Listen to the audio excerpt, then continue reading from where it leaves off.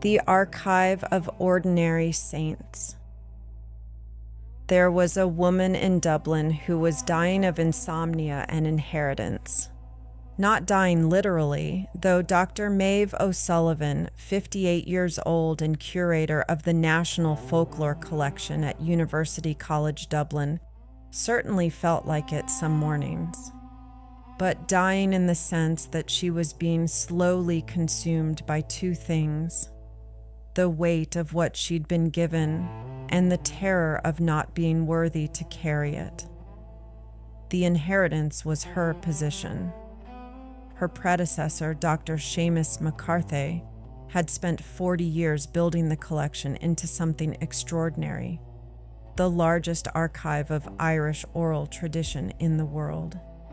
Thousands of hours of recordings, interviews with storytellers and Sean Knows singers, and people who remembered things that predated electricity, predated independence, predated the famine even, passed down through generations of memory. Seamus had been a giant in Irish folklore studies, a scholar whose work was cited globally, a man who dedicated his life to preserving voices that would otherwise have been lost. And 3 years ago, he'd died. And Maeve, his protege, his chosen successor, had inherited his work. The problem was that Maeve felt like a fraud. She had the credentials, the PhD from Trinity, the publications, the respect of her peers. But credentials weren't the same as worthiness, and every day, sitting in Seamus's old office, now her office, surrounded by the archive he'd built, now her archive, Maeve felt the crushing weight of inadequacy. She wasn't Seamus, couldn't be, would never be. She lacked his charisma, his instinctive understanding of tradition, his ability to make old stories feel urgent and alive. She was competent, thorough, but not brilliant, not transformative. And the archive, this precious, irreplaceable collection, deserved brilliance.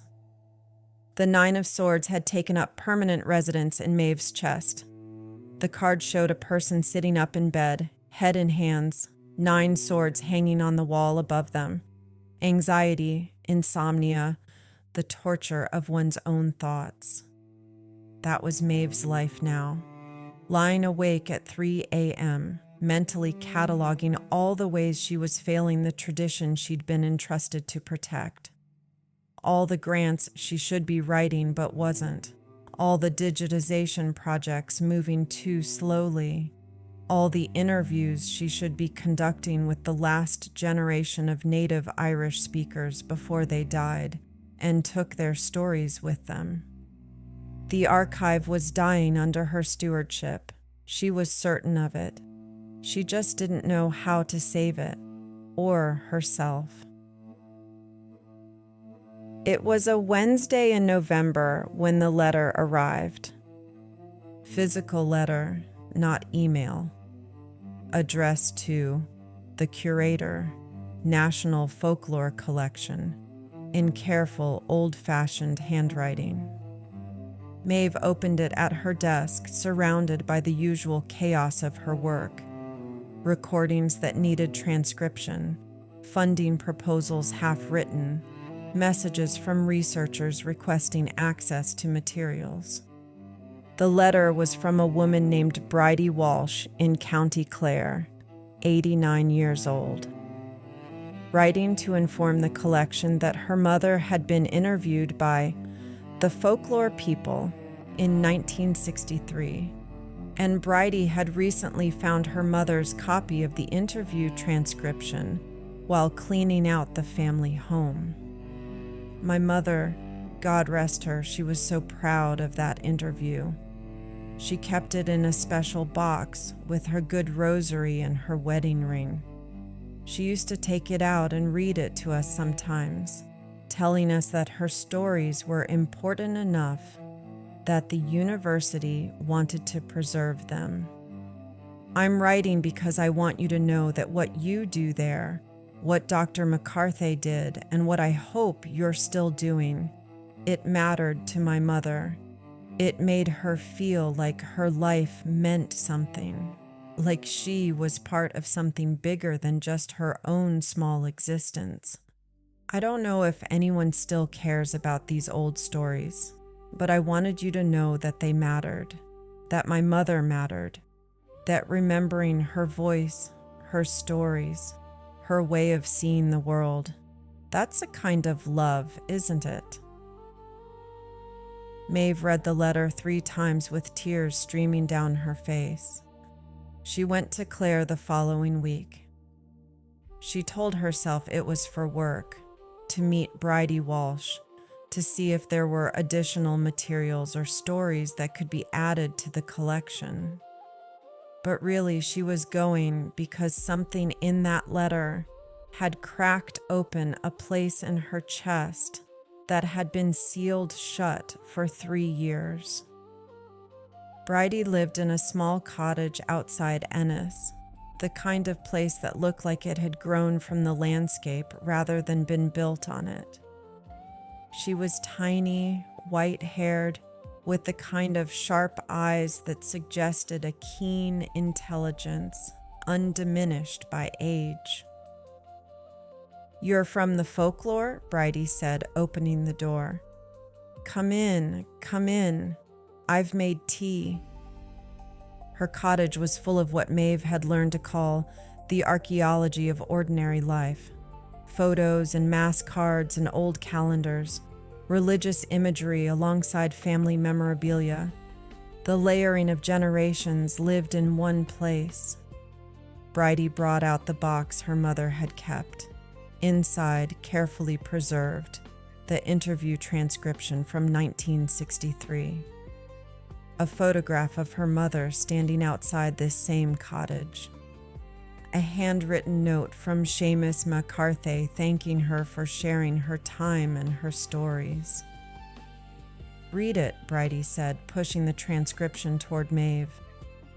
"My mother talking about her life, her childhood, the stories her own mother told her. Seamus wrote it all down, got it all right. My mother said he really listened, not just recorded, but listened, made her feel heard." Maeve read. The interview was beautiful, her predecessor's skill evident in every question, every follow-up, every moment where he'd drawn out details that made the story come alive. Bridie's mother describing a Samhain ritual, a local healer's practices, songs sung at wakes, the way the whole village would gather for a ceilidh before electricity and television changed everything. "Do you still do this work?" Bridie asked. "Still talk to people like my mother?" "We do," Maeve said. "Though," she stopped. "Though what?" "Though I worry we're not doing it as well as Seamus did. That I'm not," the words caught, "that I'm not worthy of the work he started." Bridie looked at her with those sharp eyes. "Did you know him, Dr. McCarthy?" "He was my mentor, my predecessor. When he died, I took over the collection." "And you're terrified you're not good enough," Bridie said, not a question. Maeve nodded, not trusting her voice. "Let me tell you something," Bridie said. "When Seamus came to interview my mother in 1963, he was young, nervous. He knocked over his tea, apologized 5 times, had to change the recording tape twice because he fumbled it. My mother said afterward that he seemed afraid he was wasting her time. He told her stories like hers were exactly what the university needed to preserve. That ordinary people's lives, ordinary memories, those were the real history, not just the grand narratives of kings and battles. And my mother believed him. She felt, maybe for the first time in her life, that her experience mattered." Bridie touched the photograph. But here's the thing. Seamus was doing the exact same work his own predecessor had started. And I'll bet anything that man was terrified too, worried he wasn't good enough. And whoever came before him probably felt the same. Because this work, she gestured at the transcription, at the archive it represented. This work is always bigger than any one person. That's the point. It's not about being brilliant. It's about being faithful, showing up, listening, preserving, passing it on. The 10 of Pentacles, Bridie continued, and Maeve looked up in surprise. You know tarot? My daughter taught me, Bridie said. The 10 of Pentacles is about inheritance, legacy, tradition, but not just receiving it, tending it, being a link in the chain. You're not supposed to be Seamus. You're supposed to be yourself, doing the same essential work he did, carrying it forward in your own way. But what if I fail, Maeve whispered. What if the archive deteriorates under my watch? What if I'm not perfect? Bridie's voice was gentle but firm. Child, perfection isn't the inheritance. Faithfulness is. Seamus wasn't perfect either.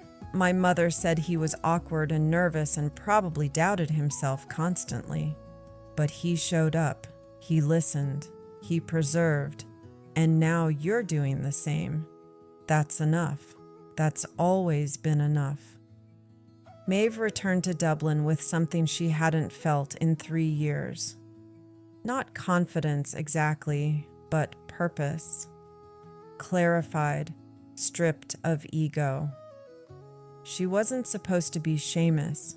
She was supposed to be the next link in the chain. The current steward of work that was bigger than any individual. But that clarity didn't solve the practical problems. The funding was still tight. The digitization was still behind schedule. The last generation of native speakers was still aging, still dying, their stories at risk of being lost forever. And Maeve was still exhausted, still anxious, still lying awake at night cataloging her failures. The 9 of Swords doesn't disappear just because you understand your purpose. One Thursday evening, working late as usual, Maeve found herself in the archive's physical collection. Rows and rows of boxes containing original recordings, transcriptions, photographs, the material evidence of lives lived and remembered. She pulled a box at random. Inside, recordings from County Kerry, 1938. An interview with a woman named Nora Ní Shulaban. Maeve put on the old recording, crackling, almost inaudible in places, but there. Nora's voice speaking Irish with the distinctive Kerry accent, telling stories about the banshee, about local healers, about how they'd hidden a priest during penal times, about songs her grandmother sang. Nora had been dead for probably 70 years. Everyone she'd known was dead. The world she'd described was gone, but her voice remained. Because someone, some long-dead collector whose name Maeve would have to look up, had believed Nora's stories mattered enough to preserve. And now, 86 years later, Maeve could hear her, could bear witness to a life lived, could ensure that Nora Ní Shulaban was not forgotten. That's when Maeve understood something fundamental. The archive wasn't dying. The archive was doing exactly what it was supposed to do, preserving voices, maintaining memory, creating continuity between generations. Her anxiety wasn't evidence that she was failing. It was evidence that she cared, that she felt the weight of responsibility, that she understood how precious and fragile this work was. The Nine of Swords wasn't her enemy. It was her proof that she took this seriously, but she couldn't do it alone. The next morning, Maeve called a meeting with her staff: 3 junior researchers, 2 archivists, a part-time digitization specialist. Young people, most of them. Brilliant people who'd chosen to work in folklore for passion rather than money. "I need to tell you something," Maeve said. "I've been carrying the weight of this archive alone, thinking it was my responsibility to be as good as Seamus was, to somehow single-handedly preserve and maintain everything. And I've been drowning. The Nine of Swords," she smiled slightly, "has become my permanent resident." She told them about Bridie Walsh, about the 10 of Pentacles, about being a link in the chain rather than the whole chain. "But here's what I realized," Maeve continued. "This isn't work for one person. This is the Hierophant's work, sacred tradition maintained by community. The Hierophant card is about organized religion, yes, but also about institutions that preserve wisdom, teachers who pass on knowledge, communities that maintain what's sacred. That's what we are, not a cult of personality around one brilliant curator, but a community dedicated to preserving memory. So I'm asking for help. I'm asking you to stop seeing yourselves as my assistants and start seeing yourselves as co-stewards. I want your ideas, your initiatives, your connections to communities we haven't reached yet. I want this to be our work, not my work, because that's the only way it survives." The silence stretched. Then Aoife, the youngest researcher, spoke. "I have an idea for a community-based collection. Instead of waiting for people to come to us, we could partner with local historical societies, set up recording events in rural areas, make it easier for people to contribute their stories." "That's brilliant," Maeve said. "Let's do it." "I have funding ideas," said Liam, the archivist. "Grants we haven't applied for, corporate sponsorships, crowdfunding even." "Yes, please, all of it." They talked for 2 hours. Ideas flowed. The weight that Maeve had been carrying alone distributed itself across 6 people who cared as much as she did. The Hierophant's work. Sacred tradition, maintained by faithful community. Over the next year, the collection transformed. Not because Maeve suddenly became brilliant or found enormous funding, but because she stopped trying to be Seamus and started being a steward, a coordinator, a facilitator of other people's passion for the work. Aoife's community-based collection project launched. They traveled to Donegal, to West Cork, to Connemara, setting up in community centers and pubs, inviting people to share their stories. The response was overwhelming. People hungry to be heard, to have their memories valued, to contribute to something larger than themselves. Liam secured funding from tech companies interested in supporting cultural preservation. The digitization project accelerated. Recordings that had been deteriorating were saved, transcribed, made accessible online. The archive grew, not just in size, but in reach, in relevance, in its ability to serve the living community, not just preserve the dead. And Maeve still worried, still lay awake some nights anxious about deadlines and funding and whether they were doing enough. But the Nine of Swords had company now, had context. Her anxiety wasn't a sign of failure, but a sign of care. And more importantly, she wasn't alone with it anymore. On the anniversary of Seamus's death, Maeve organized a small memorial at the archive. She invited former students, colleagues, family members, set up a listening station where people could hear some of Seamus's interviews, displayed photographs of him in the field, with storytellers, with singers doing the work he'd loved. Seamus's daughter, Claire, came. She was in her 60s now, a teacher in Cork. "Thank you for this," Claire said to Maeve, "for honoring him, for continuing his work." "I don't know if I'm doing it as well as he did," Maeve admitted. Claire smiled. "Do you know what my father used to say? When he'd come home exhausted from fieldwork, worried he hadn't done enough, hadn't captured the stories properly? He'd say, 'I'm just one link in the chain. All I can do is be faithful to the work and pass it on.'" Maeve felt tears prick her eyes. "He said that?" "All the time. He carried the same weight you're carrying. Worried he wasn't good enough. Worried the archive would fail under his stewardship. The 9 of Swords was his companion too." "I didn't know that." "Because he didn't talk about it publicly, maintained the authoritative facade. But privately?" Claire shook her head. "He was terrified most of the time. Terrified he'd lose funding. Terrified the work was too big.